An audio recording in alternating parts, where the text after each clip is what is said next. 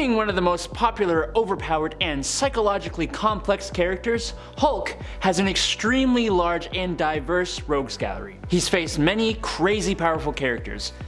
Doesn't mean he's always beat them, but hey, that's not the title of the video. I'm Adam Andrews, and this is the top 10 most powerful villains who fought the Hulk. Number 10, Maker. I've said it before, I'll say it again.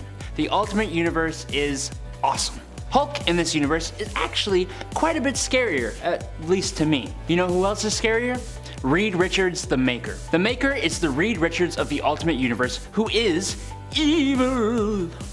He's part of a group of superpowered beings alongside Hulk, Human Torch, Kang, and Quicksilver, who are called the Dark Ultimates. They are essentially villains together, and Hulk and Maker are actually kind of on the same team. Maker actually battles Hulk in a more psychological way, when he calms one of his rampages and convinces him he's being used by S.H.I.E.L.D. After a whole whack of confusing comic booky stuff, the Ultimates all team up and save the day, and then travel the cosmos hunting down the Maker. Number 9. The Leader. It's a great name, honestly. The Leader. Nice. Rightfully so too.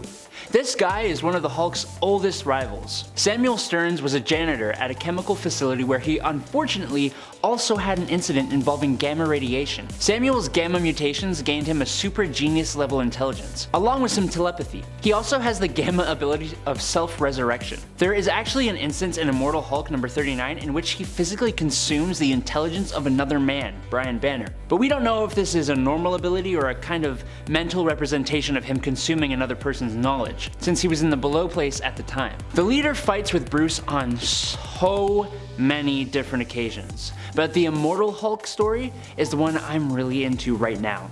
You should check it out if you haven't before. Number 8, Maestro. The Maestro is technically Hulk himself, only an alternate version, one who lived through a nuclear apocalypse.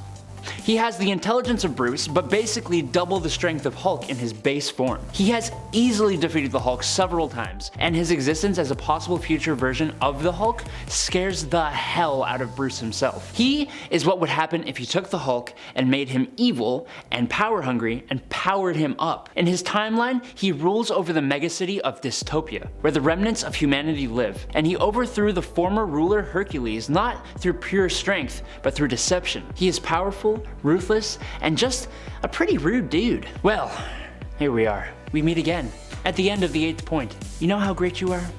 Pretty great. When you gingerly press upon that like and subscribe button, it lets us know that this is the kind of content you like to see. So, thanks for doing that. Don't forget to check us out on Facebook too. You can find a little extra content. Alright, let's carry on, shall we? Number 7. Juggernaut. Cain Marko, the avatar of the god Sidorak. Cain is a Thor-level threat to the Marvel Universe, wielding the abilities granted to him by the Gem of Sidorak. Juggernaut has almost limitless super strength and stamina. He has a nearly invulnerable force field. He's immortal, and when he does somehow get damaged, he has a ridiculous healing factor. His main ability, however, is irresistible force embodiment, meaning once he begins to advance in a certain direction, it is virtually impossible to halt his movements. Guess who was one of the only characters to actually stop him? Thor! Yes, but shut up! Hulk! Hulk was one of them when he was War Hulk. Gosh, I gotta stop getting ahead of myself. Number 6, Nightmare. A mysterious lord of fear. Nightmare is basically an unstoppable demon capable of capturing the astral form or spirit of a person while they are sleeping. Nightmare has been shown to be capable of subduing 2 Earth demigods, an Eternal, and an Elder God. That's the kind of power we're talking about. But you can solve any problem when you're an impossibly strong green monster made of pure muscle, right? Nightmare manages to capture Hulk's mind and send him on a rampage against Dr. Stephen Strange. Luckily, the good doctor was able to contact Banner inside the Hulk's mind. I don't really know how one does this, but Banner transformed into the Hulk inside the Hulk's mind and fought off Nightmare. They've clashed a few other times, like when he took off Nightmare's head and stole his horse. Again, I don't know how it works, but it is what it is. Number 5, Onslaught. After Magneto used his powers to rip the adamantium out of Wolverine's body, Professor Xavier snapped and shut down the mind of Magneto. In the process of this, Xavier absorbed all the anger, grief, and lust for vengeance from Magneto's mind, which molded with every long suppressed negative feeling the professor had endured during the last 30 years. This resulted in a personality forming within Xavier, known as Onslaught, that would eventually separate to become a separate entity all on its own. Onslaught was incredibly powerful, and all the Avengers, X-Men, and Fantastic Four could not take him. That's when Bruce Banner's Hulk said, "Hold my beer," and told Phoenix to turn off the Bruce personality inside his head. She did, and the Savage Hulk beat Onslaught so hard he destroyed his impenetrable armor, allowing Thor to land a massive blow and the heroes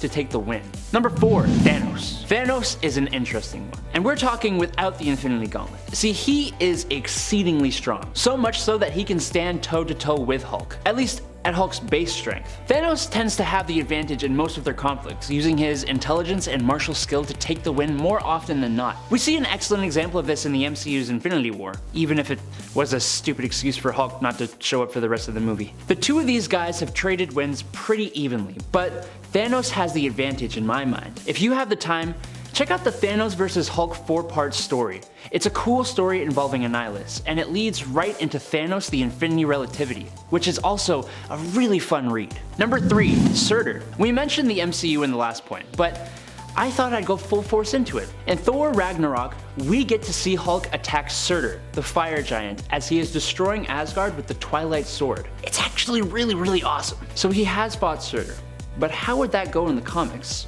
That's a good question. Well, we know that Surtur's main purpose is to beat Odin, so he is at least on Odin's level. You know who else is on Odin's level? Zeus. And Zeus and Hulk have had a bit of a scuffle once upon a time, which didn't go well for the Hulk. But then again, you take one of Hulk's more powerful forms like Worldbreaker Hulk or Heart of the Monster Hulk, and Hulk takes the win every time. Number 2, Galactus. He's a cosmic being who goes around eating planets, and he thinks he can try to come to Earth and pull that nonsense? We have a Hulk. Earth's dinner menu is no longer available.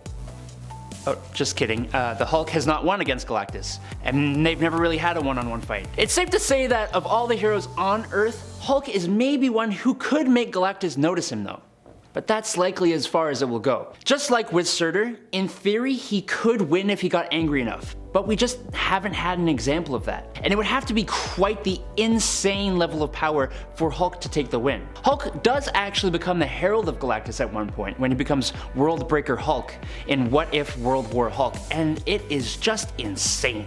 Number 1, the One Below All. In the Immortal Hulk storyline, Hulk is transported to the Below Place, which is the realm of the One Below All. Now, just to give some context, in Marvel Comics there's a character called the One Above All, who hasn't really been seen all too often, but it essentially is the equivalent to God, or the Creator. Now we have gods like Odin and Zeus and Thor in Marvel Comics, but this is different. It is like the God of everything, the supreme ruler of creation and compassion.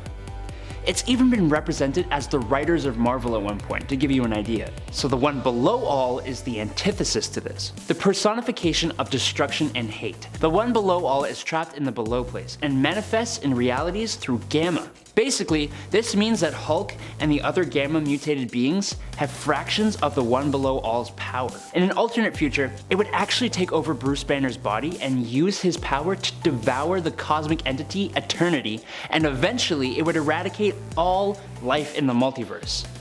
Luckily, this is prevented in the Immortal Hulk storyline, but I'm telling you, go read this. Nerds, we have reached the end.